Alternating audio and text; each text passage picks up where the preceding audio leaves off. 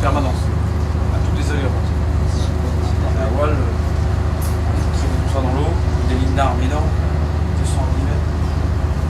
Comme ça, c'est une traînée. On remorque de l'eau, donc on perd de l'eau. On va en faire 14 maxi, on en fait 12, on va en faire 7 près, on en fait 5.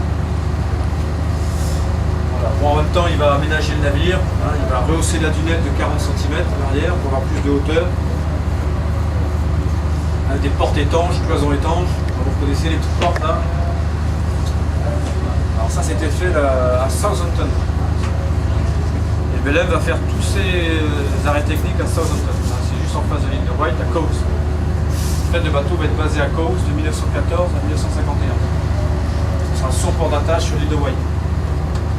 Et en face, vous avez Southampton. Il y a des grands chantiers là-bas qui va être préparé, remis en état.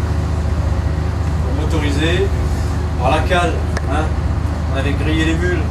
On va la transformer aussi, on va la couper en deux, hein, deux niveaux. Et vous voyez là, c'est le bas de la descente qui est ici. Donc ça, c'est un escalier à double révolution en acajou de Cuba.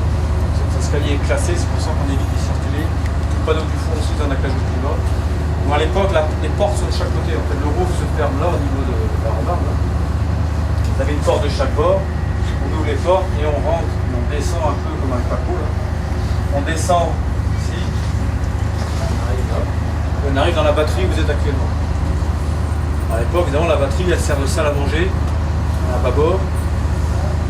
Moquette, belle beau mobilier, en acajou. Voilà, et d'un côté on a un piano, un salon en cuir. Je reconnais que c'est plus confortable qu'aujourd'hui. On embarque moins de monde.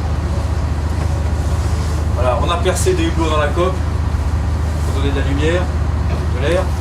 L'inconvénient c'est que évidemment il faut rehausser le navire. Quand vous percez des hublots dans la coque, si vous laissez à la même tirant d'eau, quand vous chitez, ben, les flots sont sous l'eau. Les sous-marins à voile, ça ne marche pas. C'est bien, on peut voir les poissons, mais s'ils restent ouverts, on coule.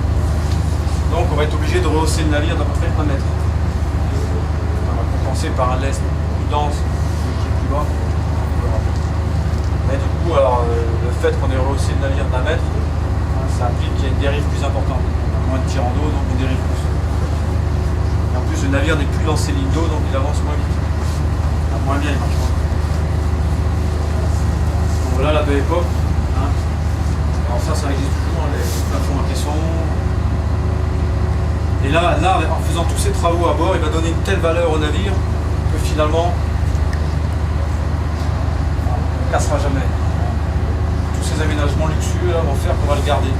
Alors, on est conscient que si c'était un vieux cargo sans attrait, il aurait été cassé. Mais là, tous les travaux de Westminster, quand même, il va toujours accrocher quelqu'un.